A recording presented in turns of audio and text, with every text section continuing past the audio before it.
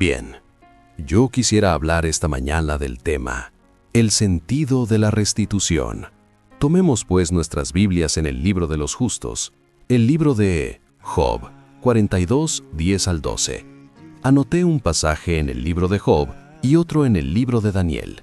Leamos esto. Y Jehová restableció el antiguo estado de Job cuando oró por sus amigos. Y Jehová aumentó al doble todo lo que había sido de Job. Y bendijo Jehová la postrimería de Job más que su principio. Pero también quisiera decir algo, antes de empezar con el tema, que mi mensaje no son palabras de sabiduría humana, sino palabras del Espíritu y de poder enviadas por Dios para esta generación viva. Hoy, el tiempo de unir el poder a la palabra ha llegado. Este es un llamado de Dios para sacar al Dios de la Santa Biblia, de la historia mediante el poder del Espíritu Santo, a través de milagros y sanidad divina. Y esto está claramente demostrado con los cientos de testimonios que han confirmado mi mensaje. Del mismo modo, el 6 de marzo de 2025, en Johannesburgo, Sudáfrica, profeticé que de la misma manera que Dios me había impuesto en el plano de la palabra, así me impondrá en el plano de la sanidad divina y los milagros. Esta palabra también se ha cumplido. He abierto la puerta de la sanidad divina a mi generación. Todos los milagros de la Biblia, mis discípulos los están cumpliendo. Es el llamado de Dios para mostrar a la humanidad que nuestro Señor Jesucristo es el mismo ayer, hoy y por los siglos. Y todo aquel que ama a Dios debe responder a este llamado. Ahora volvamos al tema.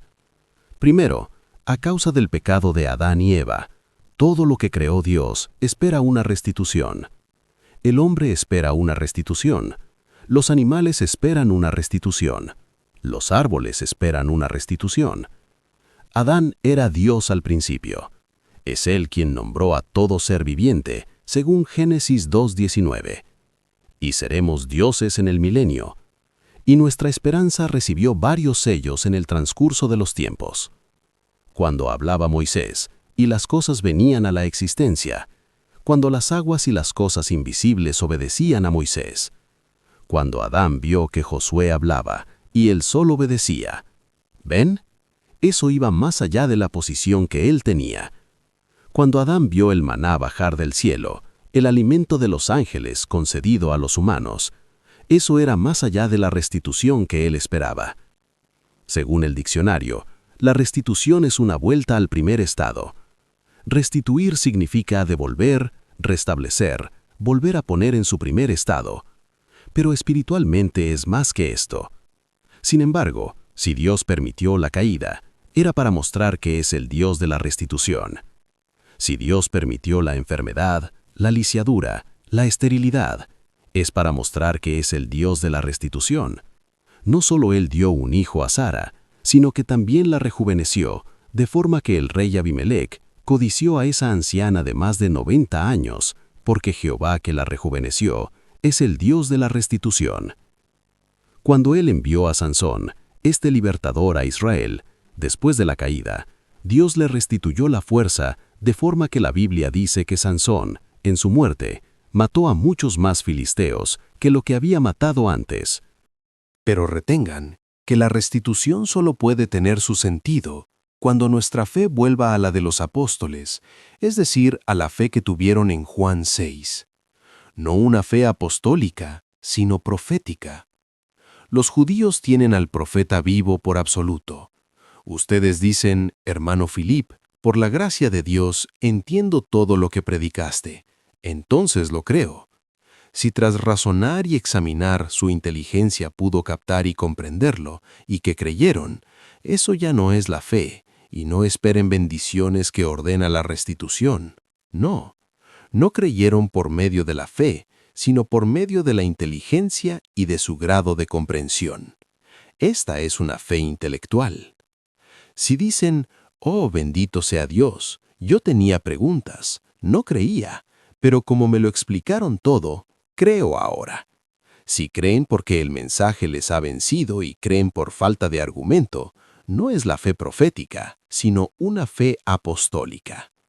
Ahora bien, la fe perfecta es la fe profética. Un hijo de Dios dice, hermano Philip, no lo entiendo todo, pero creo. ¿Qué debo hacer? El hijo del diablo dice, hay muchas verdades dentro, pero hace falta que hablemos de algunos puntos. Este es un hijo del diablo, y si está vencido, él va a creer. Uno cree porque está convencido, otro cree porque está vencido. La fe viene del fondo del corazón y no de la cabeza.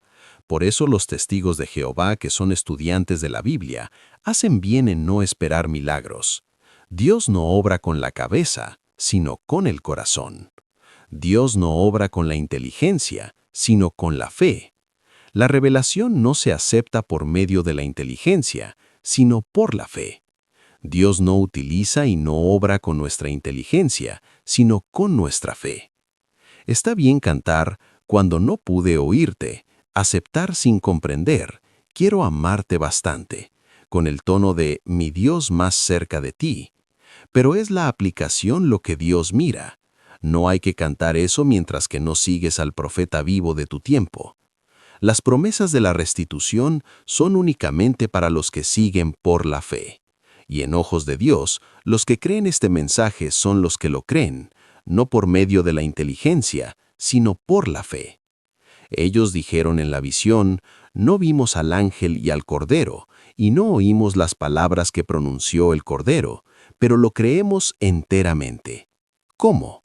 Por medio de la fe. Y sobre la base de esta fe, en el seno de esta confusión física y espiritual, la restitución tendrá un sentido para ustedes en este siglo y en el siglo venidero.